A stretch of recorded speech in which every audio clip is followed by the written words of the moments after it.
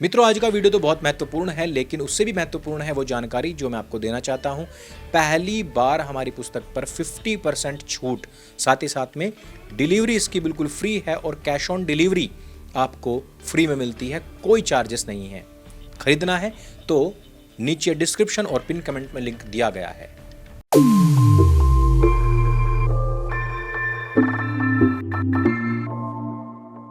कुछ ही समय पहले मैंने एक वीडियो बनाया था जिसमें मैंने आपको बताया था किस प्रकार से हिंदुस्तान में पोर्न बैन भले ही हो चुका हो, लेकिन यहाँ पर सबसे ज़्यादा कस्टमर उन्हीं वेबसाइट्स के हैं।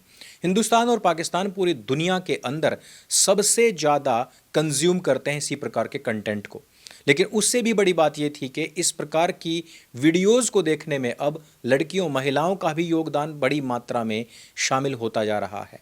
हिंदुस्तान पाकिस्तान की जनसंख्या का एक बहुत बड़ा हिस्सा, और उसमें भी खासतौर पर महिलाएं तकरीबन 60% से भी अधिक इस प्रकार के वीडियोस कंज्यूम करती हैं। अब आप समझ सकते हैं कि जिस कंटेंट के ऊपर प्रतिबंध लगाया गया ही इसलिए था ताकि इनको कंज्यूम करने वाले लोगों की मानसिकता इस प्रकार की दूषित ना हो कि वो छोटी छोटी बहन बेटियों के साथ में दुष्कर्म ना करने लग जाएं, या इस प्रकार की जो आपराधिक मनोवृत्ति होती है उसमें बढ़ावा ना मिले और माँ बहन बेटियों को सुरक्षित रखा जा सके, भले ही कुछ प्रतिशत तक ही सही। लेकिन इस प्रकार के कंटेंट को रोकने से इस प्रकार की जहनियत में भी एक बड़ा बदलाव लाया जा सकता है।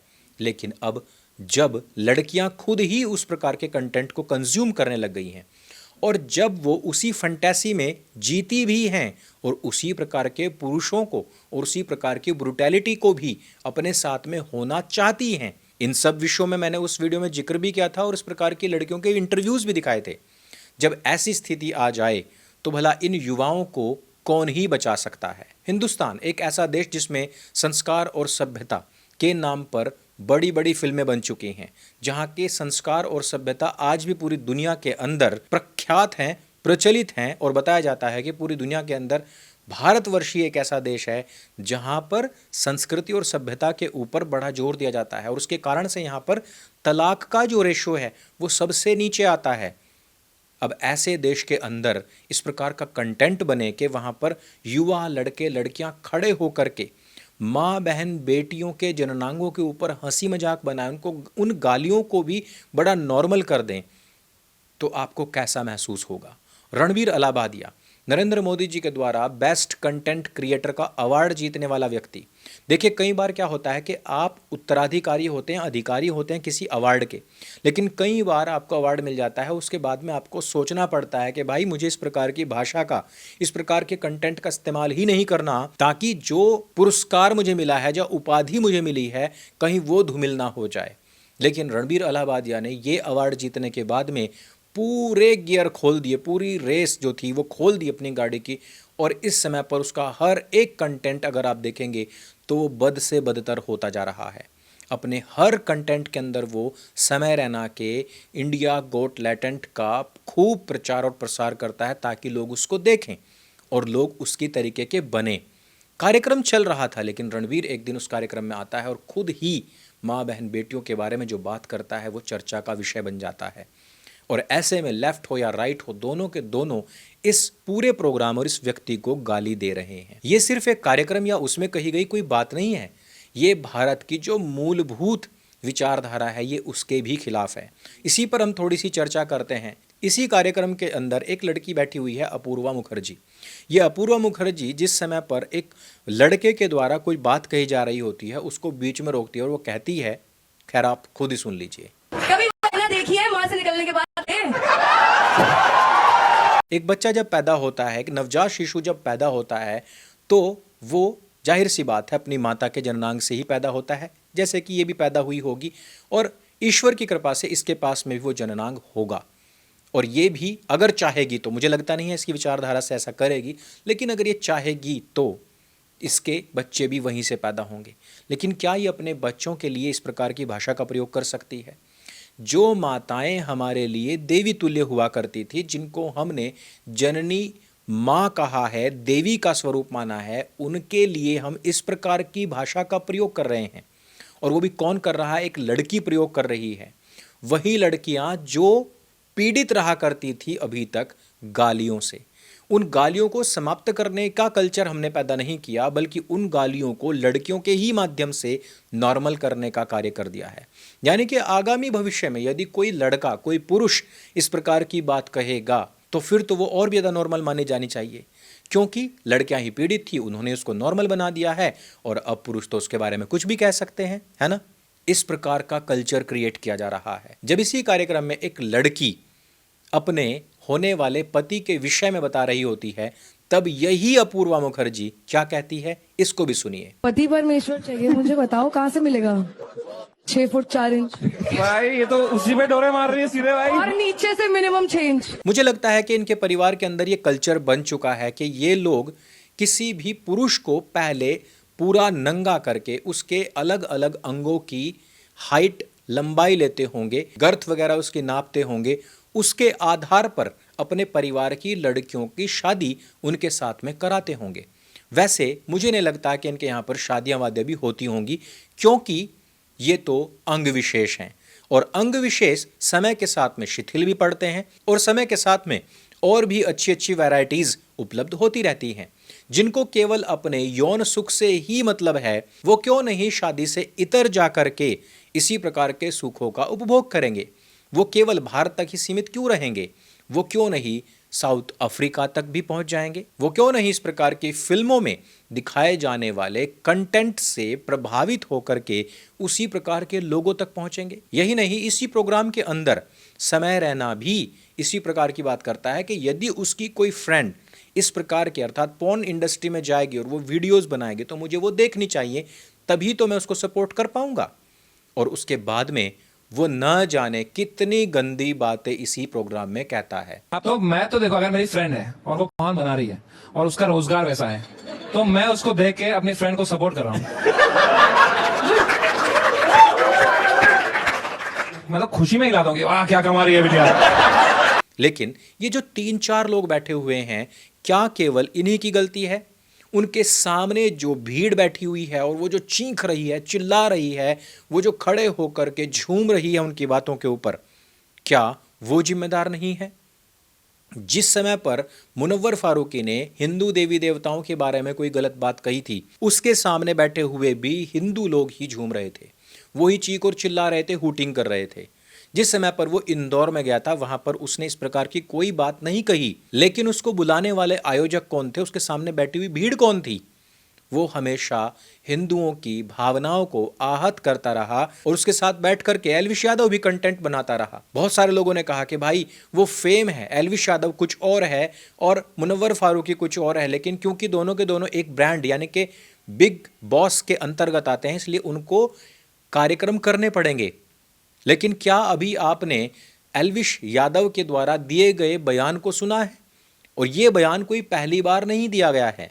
जो बिग बॉस की विनर है उसके बारे में एलविश यादव ने जो भाषा का प्रयोग किया है वो समय रैना और मुनव्वर फारूकी से भी गंदा है। भाई इस जो करणवीर है इसको पक्का कोविड था, क्योंकि चुम किसको पसंद आती है भाई, इतना टेस्ट किसका खराब होता है यार। और चुम चुम के तो नाम में अश्लीलता भाई, चुम नाम चुम और काम उसमें करा गंगूबाई। बताओ। लेकिन क्योंकि हमारे यहां पर एक छवि बना दी गई है कि एलविश यादव ने अपने बायो में हिंदू लिखा हुआ है, बस हो गया। भाई कोई भी किसी सब्जेक्ट को नहीं उठाता, केवल एलविश यादव ही उठाता है, बस हो गया। बहुत सारे ऐसे सब्जेक्ट हैं जिनको एलविश यादव छूता तक नहीं है, लेकिन हमें केवल दिखाई वही देता है क्योंकि उसकी रीच बहुत ज़्यादा है, क्योंकि वो एक मुकाम को हासिल कर चुका है, वो मुकाम जो हमारे हिंदुस्तान के छपरियों के लिए किसी नोबेल अवार्ड या एक बहुत बड़ी वैज्ञानिक खोज से भी बड़ा हो चुका है। जिनके लिए बिग बॉस जीतना एक बहुत बड़ा मुकाम हो चुका है, उन्हीं के लिए समय रहना जैसे कार्यक्रम भी एक बहुत बड़ी उपलब्धि है। उनको लगता है कि वो फेमस हो रहा है, गाली गलोच देकर ही क्यों ना सही। बात करते हैं रणबीर इलाहाबादिया की। बहुत सारे लोग कह रहे हैं कि प्रधानमंत्री नरेंद्र मोदी ने एक गलत व्यक्ति को पुरस्कार दिया है। देखिए, ये जिम्मेदारी इलाहाबादिया की थी कि उसको यदि किसी सर्वोच्च पदासीन व्यक्ति ने इस प्रकार की उपाधि दी है तो उसको कायम रखना अब उसके हाथ में है और वो सारी उम्र के लिए उसके ऊपर एक बोझ बन गया है। काफ़ी लोगों ने कहा कि आप लोग अप्लाई क्यों नहीं करते। हमने कहा कि भैया हम सीधा ब्लैक एंड व्हाइट में बात करते हैं। प्रधानमंत्री एक सेक्युलर पद है, हम जो बोलना होता है वो सीधा बोलते हैं, जिससे कि प्रधानमंत्री की छवि को नुकसान हो सकता है। इसलिए हम खुद भी प्रधानमंत्री के साथ में इस प्रकार से खड़े तक नहीं होना चाहते कि उनको कोई कल ये कहे कि अंकुर आर्य देखिए इस्लाम या ईसाइयत के ऊपर इस प्रकार से बोलता है और उसके साथ में नरेंद्र मोदी खड़े हुए हैं।